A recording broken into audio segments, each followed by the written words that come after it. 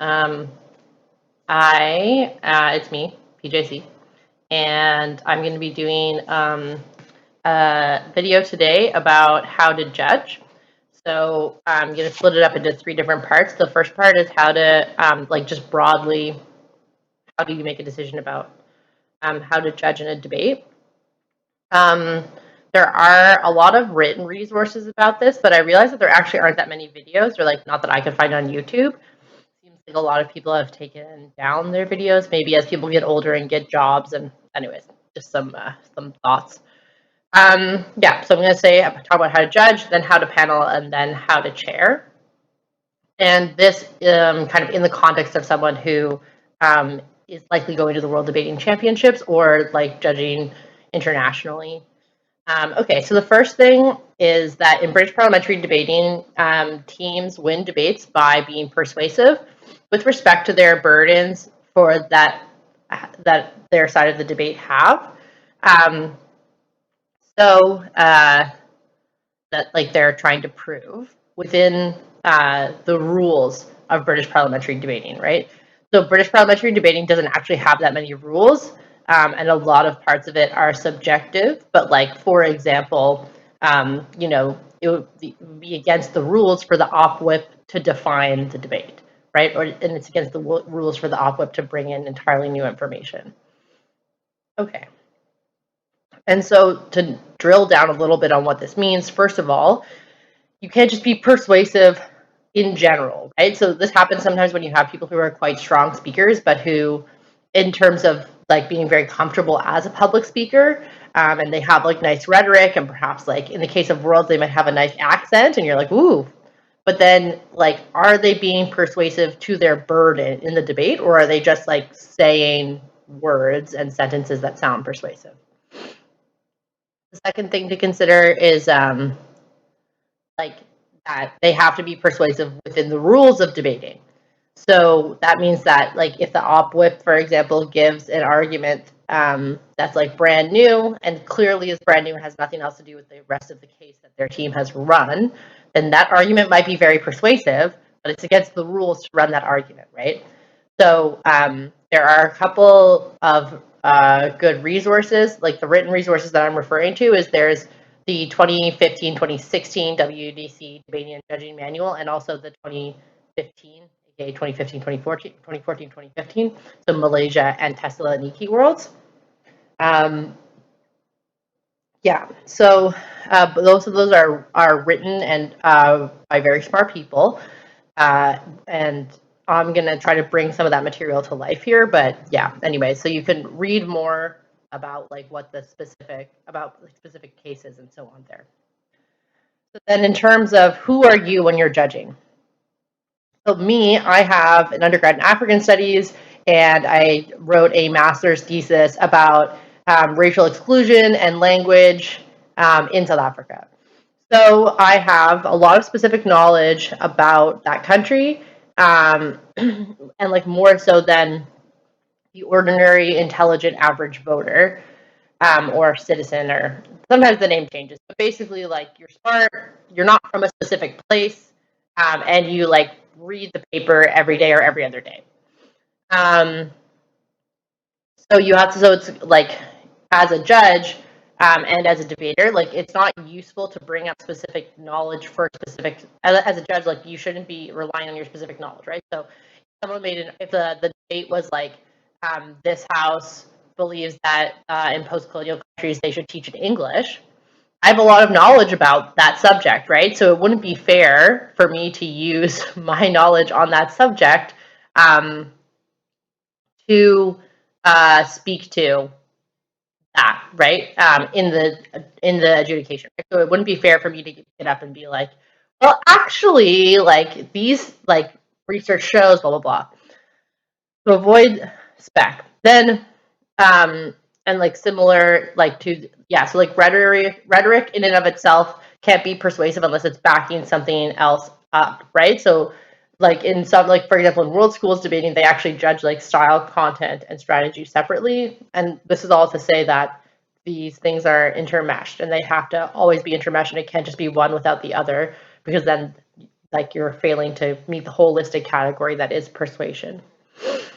So, so persuasion is that when someone is persuasive, they've given a number of plausible reasons to show why their side of the debate or the arguments they're making are true and important, as well as the clarity and rhetoric power with which they are explained. So sometimes what happens in debates is you get people who have a number of reasons, but they're not very clear. So if you as a judge have to do, like, you shouldn't be really doing work for the teams, right? So what that means is that that person has met persuasion insofar, the metric of persuasion insofar as they've provided reasons, but they fail to do so in a way that is clear, right? It means that they wouldn't be getting a very high score.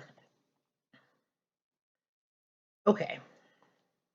I think, and then so another thing to consider is like plausibility. I think that this is a little bit difficult sometimes for people, but like because, and this is one of the things to watch out for is like sometimes you have to explain in a debate like why something is or isn't plausible, because we're thinking about the fact that in BP we're not supposed to come from a certain place, right? So that means that when you're setting out the context of an argument, that you have to explain why that thing is plausible. If something is wildly implausible, so for example, like Syria, the great water exporting state. No, so those kinds of arguments don't need to be considered much, right? So plausibility needs to be plausible, it needs to have logic, it needs to have premises that make sense, right? So another example is like implausible logic. So saying that like, so implausible logic adds something like, when like this house would legalize all drugs because everyone taking drugs would be really good for our society. Everyone taking a lot of drugs all the time would be really good for our society. It's like, I don't know about that, right? Or that would need to be unpacked, or maybe be less of a generalization for it to be persuasive. So, so what I've mentioned here is that implicitly is that people need to be analyzing the claims and premises that they're making, right? Sometimes something that some people do is they'll just like list, they'll be like, I have 5 arguments, and they make like a list. Like that's not persuasive, because here is something, because they haven't analyzed it. And so here's like some examples of what analysis can be. So logically explain why an argument is true. So go step by step and pull out the link story, as I sometimes call it. Present empirical evidence for an argument.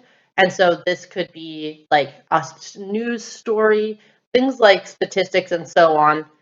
Specific statistics are not that useful. Like some things, like, for example, if the debate was about like free college tuition or something like that, and you said like, you could bring up empirical evidence that could be persuasive in that context, would be something like, the number one factor that determines whether or not someone will go to college is whether or not their parents or grandparents have gone to college. So that, for example, is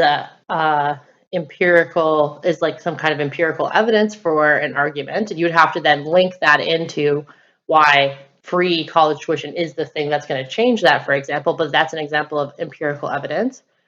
Does not describe causally why certain outcomes will come about. So like explain, you can't just say like, oh, well, this will cause war with Canada. Like you have to explain how, like, what's the series of events that occurs that causes that to come about. Identify widely shared moral intuitions in favor of an argument.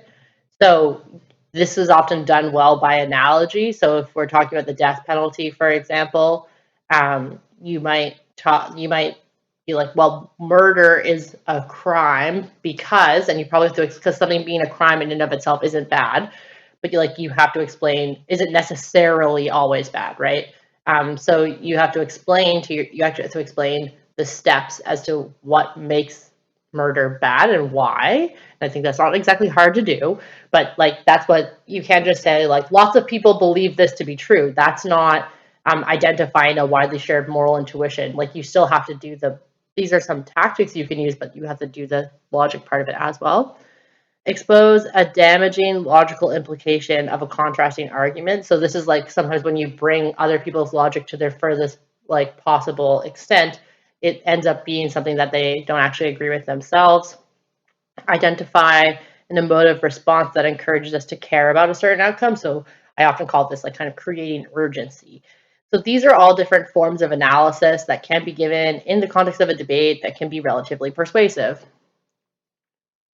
So once an argument is made, like an argument being true doesn't make it important to the debate, right? So it's the job of the debaters to point out to us why this argument they've made is important with respect to their burden. So, for example, when I give people advice to tie something back to the motion, it means that they were talking about something that seemed relevant, but they didn't explain where it fit in the debate. So when you explain where it fits in the debate and why it's important to the debate, that's adding to analysis and it's adding to persuasion. So then the next thing to consider is like the extent, so like the extent to which it's been analyzed, which we just kind of talked about, and responded to, because in debate, it's important, like refutation is a constituent part of this activity. So how well it's responded to and how well it withstood or was defended against responses. So all these are moments where analysis is being added or analysis is being added, to the debate, which is why, for example, extensions don't need to be explicitly positive matter, because any kind of like new logic is considered substantive material, even if it's in refutation. So yeah, all of this has to take place within the context of the debate. You shouldn't be jumping in and being like, oh, that's cool. Like, I really like that. Like if I was in a debate, like that debate about post-colonial countries teaching in English, and then someone brought up an argument that I thought was really persuasive, but like wasn't explained super well in the debate, but I was just like, wow, that's so cool. I couldn't give them the win, even if I thought they made a really cool argument, because if it doesn't become, if they don't show us why it's important to the round, and other people, and it's also like refuted from by other people, for example, then be like, cool argument, tough luck, better luck next time. So I would say one thing that's important to consider is that even within the context of Canada and the US, we have lots of just cut off, so that was fun for no reason. But anyways, what I was saying is we need to normalize listening to people who have different accents than us. So like, for example, I grew up in Newfoundland, which has a pretty distinct accent. It has many actually distinct accents depending on what part of the province you're from. And I grew up speaking French, and I grew up with family who are Inuit who speak some of whom spoke some Inuktitut too, but also people who spoke with a pretty distinct accent, even if they didn't. So through all of this, before I even did a lot of international debating, I had a pretty good understanding of listening to people who don't sound like me, but not all of us raised that way. So it's important, I would say, to make an effort to watch debates from other regions. People have diverse accents. And you can do this by Googling like what's the SAUNDC or SANUDC, EUDC, PAUDC. So these are all international tournaments, Australs, where it's just important to get used to listening to people who don't sound like you. This will make you better at judging. So there are no domestic examples. Now, in terms of empirical evidence, for example, there are no domestic examples in British parliamentary debating. So just because you're talking about America, you can't make assumptions that other people know about America. This was good. Like when I was in South Africa, it would be helpful the fact that I was Canadian, because I could be like, guys, I didn't go through the South African school system. I don't know what you're talking about. You have to explain it to me, right? So no domestic examples and no technical jargon. So if you're an economics major, this happens most with economics majors, but depends with other people too, right? So if you're like, if you're talking about your field, if I, like, for example, I could be like, observation is really important. It's actually the best form of research. Anyway, moving on. Other anthropologists might get me, but like, no, not. So, yeah. So I think, so what that portion, what we should have learned by now is basically that British parliamentary debating is judged holistically based on the extent to which people have made like analytic claims that support their side of the case and tie into their burden. And it's their job to show us that they're doing that. So the next thing I want to talk about is rebuttal. So unlike APTA, in British parliamentary debating, and now I actually didn't do APTA myself, so sorry if that's misleading, but basically all that is what I'm getting at here is that if things are like wildly outlandish or just like clearly very unimportant, not every single thing that is said needs to be responded to, right? So if things are wildly outlandish or clearly marginal, it doesn't need to be refuted to be discounted. So in the debate, this House would legalize all drugs if the opening government team made an argument that was like, and the sky is pink, which is great because sunsets are the best. Like if like I wouldn't be like, oh, op, you never refuted why sunsets were the best. Like I could just kind of let that hang, right? Yeah, and then so as a judge, you also shouldn't be refuting things for teams. So if someone in this house would legalize all drugs got up and said like, oh well, marijuana is like really physically addicting, so we shouldn't like legalize all drugs on op, and then no one on gov says that marijuana is not physically addictive, like it might be mentally addictive to an extent, but like in terms of the fact that it's habit, like you could form a habit around it, but it's not going to give you like withdrawal. If no one says that, then like you can't step in and be like, well, your argument's wrong because, right? Like you have to have people in the round do that. So forms of rebuttal you can say why an argument is wrong. You can explain why an argument is irrelevant, why it's comparatively unimportant, why it's insufficient. So like, so for example, in the debate, this House will legalize all drugs. If someone made the argument, we should not legalize all drugs because some drugs are worse than others. That in and of itself is not a reason not to legalize all drugs to an extent, right? It's not like super persuasive and it's not taking on the full burden. Yeah, okay. So then,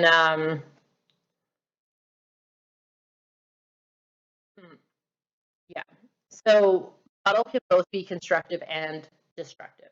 What I mean by that is like someone's positive argument could fit really nicely and do refutation at the same time as it is being refutation at the same time as it is being constructed, right? If possible, it should be pointed out by that team ideally, and like all refutation ideally should be labeled, but like sometimes it isn't, and as a judge you can still give credit. It's probably less persuasive because it was less clear, but you can still credit refutation even if it's not labeled as such.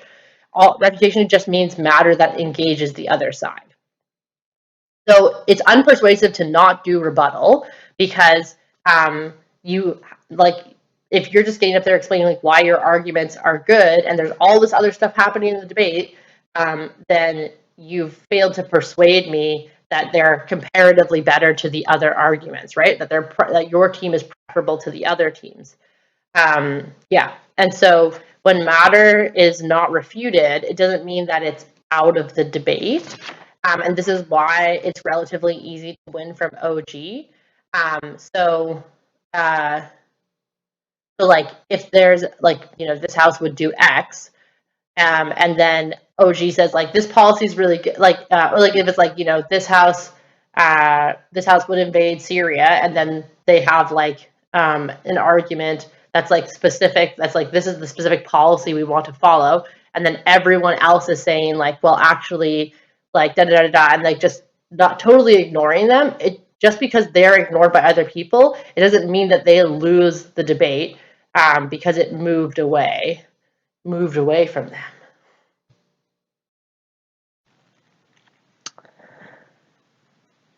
Hi, I made the first half of this video a couple of years ago.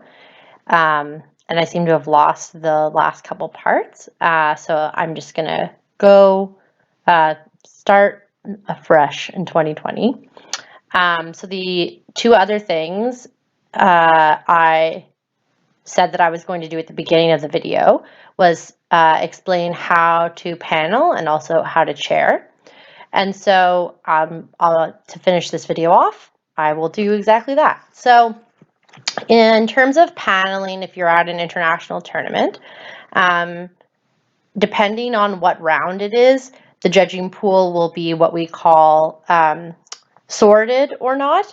So during the first like 3 or so rounds of the tournament, to the fourth, to a certain extent to the fourth or fifth as well, judges are having feedback put in on them. So that kind of feedback goes into the tabbing software and starts to rank judges, as well as like the way speakers get ranked, like judging feedback plays a role in sorting out the ranking of judges. And so then as the tournament moves forward, there different adjudication teams will make different decisions about like, where to move judges of various levels of experience or of various degrees of feedback around in the pool of teams, right? So like sometimes like you sometimes will put like the best judges in kind of middling rooms because those are the rooms where the decisions have the highest stakes or like the largest consequences, for example. What this means is that for the first few rounds, you're probably going to get a varying degree of experience in terms of your judges. Some of them might be extremely experienced. You might end up judging with like the CA or people who have CA'd really important competitions. But you also might end up with some judges who are a little less experienced as your chair. And I mean, I think the biggest thing about being a panelist is honestly, like, regardless, just be polite and share your genuine opinion. I mean, usually the chair will ask for your results first. So share your results. And if you're not hard, if you think like two teams are very close together, that's why there is a discussion. It's not, British parliamentary judging doesn't judge by voting. Like in Australs, for example, each judge votes and they don't speak to each other before. But in British parliamentary, there is this element of consensus, an element of discussion. So we're trying to build a consensus around what happened in the debate. So if you're a panelist, be honest and share your opinion. Make sure you're giving other people opportunities to talk. And don't think that changing your rankings makes you a worse judge. It absolutely doesn't, especially if you're a panelist or if it's like your first time judging or, you're early in your judging career. Judging at an international competition is a really great way to learn more about debating, to learn more about common mistakes that are made. Understanding the perception of judges is extremely important to doing well at future competitions. So when the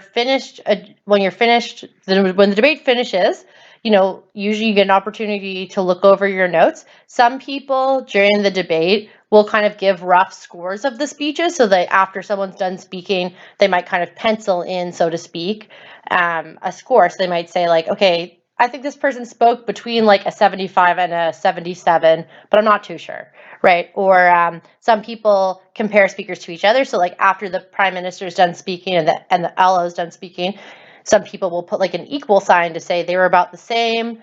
Some people, do like greater than. So like if you think the PM did better, greater than symbol pointed like towards the PM, and so on. So like there are different ways that you can keep track of the debate as it's going to kind of inform you and keep you like, okay, keep you in your own mind clear as to who you think is winning at a given moment. Now, you might have what's called a soft ranking. So you might say like, okay, I think I know who comes first, or I think I know who comes fourth, or both. Like you think, but you're not sure about the 2 and the 3, right? And so as a panelist, you'll be asked to share your initial call generally, and then what happens next is a little bit depending on what everyone else on the panel has. Sometimes, everyone has the same call, and then, you might be asked to explain a little bit of your call so that the chair judge you should be asked to explain a little bit of your call, even if you all agree, so that the chair judge can get to know you and understand like your logic. Because sometimes people make like what might be considered the right decision, but they might not do it for like the right reason. And that's important information for a chair to be able to give feedback on their panelists. So you should be asked to contribute to the discussion, and try to be as specific as possible. So saying like that other team was better, be prepared to have specific reasons, like that you found a specific argument persuasive, that you thought their rebuttal beat the other team, like one of the other teams in the room, that they gave a really good POI, so being prepared that to have specific things to say and try to draw out your own specific insights. The panelist that gives these kind of good insights is the one who's most likely to later get an opportunity to chair, right? So if even if your call is extremely different than the chair's call, that doesn't necessarily mean the chair is going to give you bad feedback as a panelist. They could still flag you as someone to watch if you explain well why you came to the call that you did, right? Which is why these kind of tools of keeping track during the debate, some people want to take notes like with multiple colors, or if you take notes on your computer, finding a way to be able to highlight the things you think are the most important that happened during a particular speech. So I hope that's some useful advice on being a panelist, but honestly being friendly and kind, not trying to kind of shout over people, or being like, and remembering also, I guess, especially in an international context, that different people from different cultures are going to have different like perceptions, and so like that's also something to be considerate of and be juggling a little bit. So I would always kind of like err on the side of being too polite, right? Because you don't necessarily know how other people are going to perceive you. You don't have control over that. So if you err on the side of being polite, that's the best advice I can honestly give. Because like if let's say like I have two wings, and like one is kind of like friendly and polite, even if they don't have like the best call, I'm probably still gonna rank them like middling and give them the benefit of the doubt, versus like sometimes people like might have the right call but might like be arrogant or rude. Like I might still end up ranking them fine, but like I probably will have like some kind of an impact, right? So those are important things to consider, honestly, especially like if you have ambitions to try to break as a judge at WEC. The final part that I'm going to speak to today is how to chair a debate. So one thing, you need to give people an opportunity to share their preferred pronouns.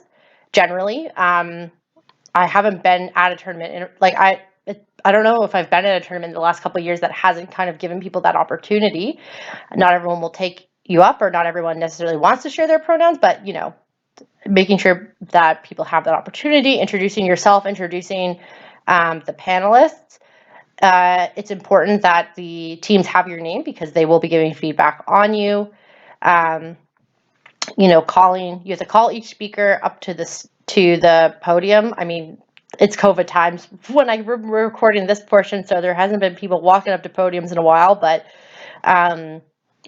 calling each speaker forward, making sure you're using their correct pronouns, or just like not using gender. So you could say things like, I invite the member of opposition, I invite the government whip, like by referring to people as their speaking positions. It's an easy way to make sure that you're not misgendering anyone. At the conclusion of the debate, generally, I mean, like, again, this is advice, it's not necessarily a rule, but generally I'll give everyone a few minutes to collect their thoughts, look over their notes. I ask people after about 2 minutes, like, are you ready to start speaking about the adjudication? Then, if they want a little while longer, I generally would not spend more than 3.5 minutes looking over your notes, because there's only 15 minutes to decide. And when you take too long, like, you're literally holding up the rest of the tournament, and that is very rude for just being frank, right? Like, especially at a large tournament like WDC, like Austral. Well, I guess an Austral is not discussion, not a BP tournament, but BP Asians, North Americans. So yeah, making sure you're keeping to that allotted time is really important. And I think that's probably another thing to consider too as a panelist is, how much room are you taking up in the space? How long are you speaking for when you're asked your opinion on something? Trying to be concise is always a huge benefit. So yeah, I will ask people if they're ready. I generally reveal my ranking last, so I'll ask my panelists. It's also important to find out if any of your panelists are trainees, because if it does come to a vote, generally trainees are not allowed to vote. So, taking that time with your notes, then you move on to the discussion portion after you've revealed your rankings. So this part also will depend on how disparate, like how different are the rankings among people. So, if you have like completely opposite rankings, sometimes it's useful to start from what you agree on. So like if there's a common ranking anywhere or there's close rankings, it's sometimes easier to try to get those out of the way, or kind of like vaguely set, and then talk about like the disparate rankings. And then as a chair, it's also, you're the person in charge of the discussion. So if someone's speaking for a really long time, it's okay to interrupt them, not rudely, but just say like, oh, you've been speaking for 2 minutes, and we really need to be a little bit more specific, or so I want to give this person an opportunity, like the other panelists, an opportunity to take part in the discussion. Doing that as a chair is fine, and if people seem huffy, if they are a little angry, just reminding them, I'm just trying to keep us on time. It's important for the tournament that we stay on time, which is true. So yeah, your job is to manage the discussion and try to bring people to a consensus if possible.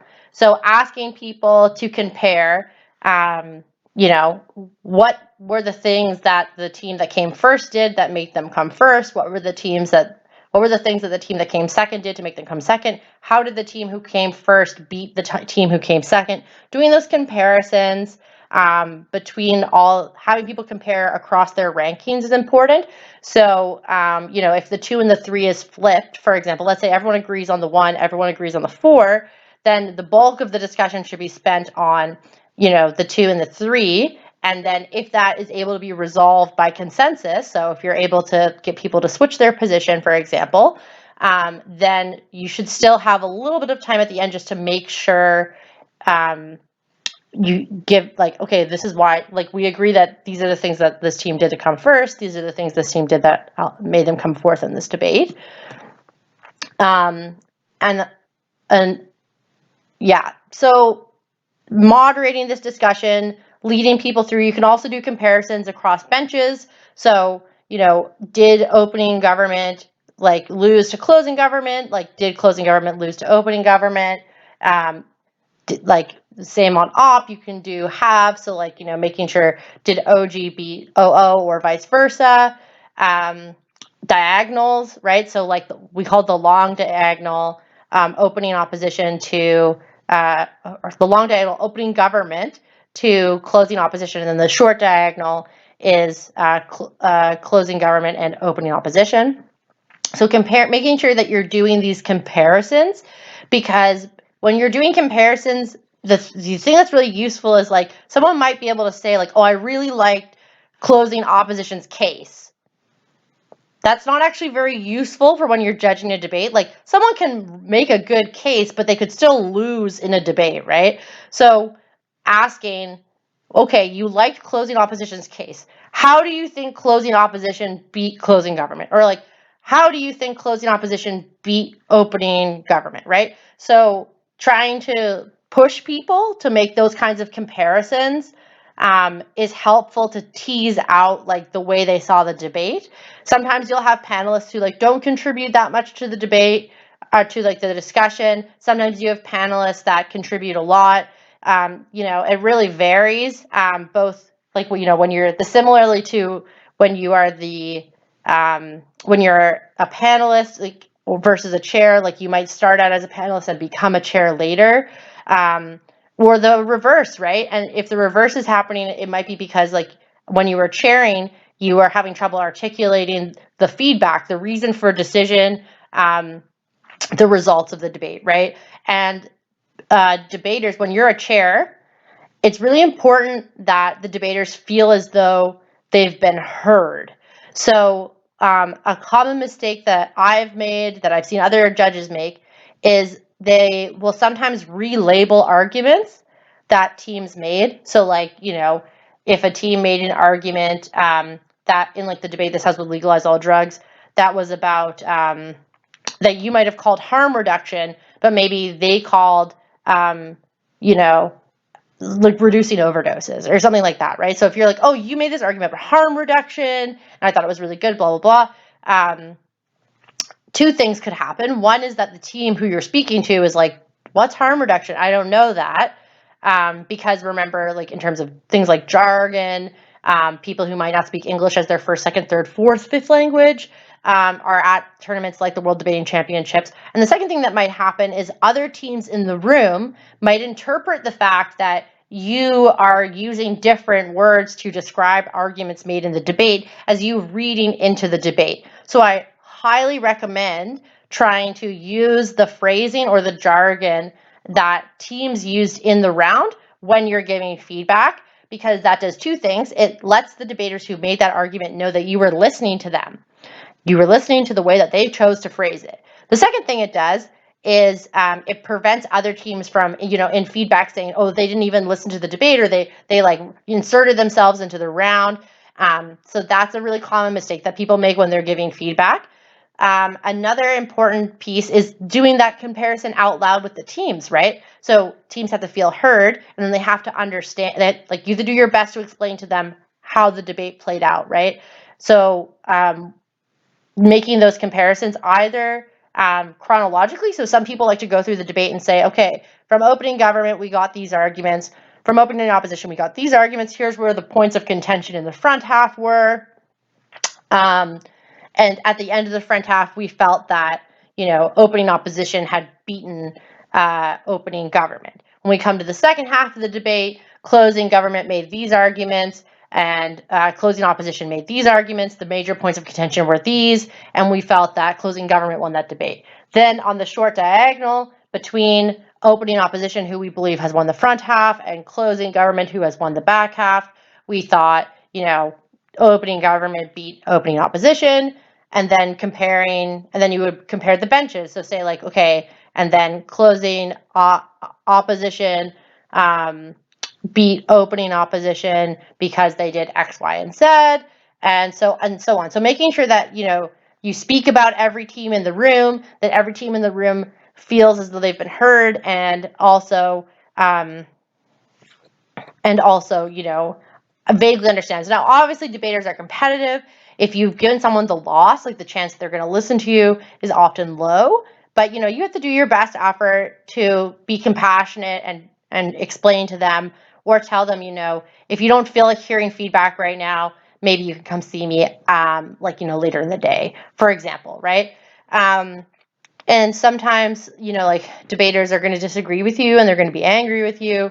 But you just have to, if you've done your best and you really think like, no, I listened to that debate, like don't like second guess yourself. Because the thing is, after the ballot is in, like it's done, it's over, right? Like you're not going back and changing the ballot because some debaters came up to talk to you after the round, right? Like that's just not like how that works. So yeah, so I think like, be confident in yourself and like be firm. The other thing is like if you're being berated with questions, I think it's also fine for you to say, to tell people like, these are like really important questions. And if you're not feeling comfortable, to just say like, I understand, I can hear that you're upset. I would appreciate if we could finish this conversation at another time, for example. If it escalates to the point where you need equity involved, you can involve equity.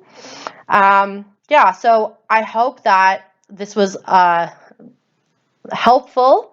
As I stated, like, there doesn't seem to be that many videos that talk about judging online. So I thought that it was important to fill this niche. Thanks for watching, and best of luck in your future tournaments.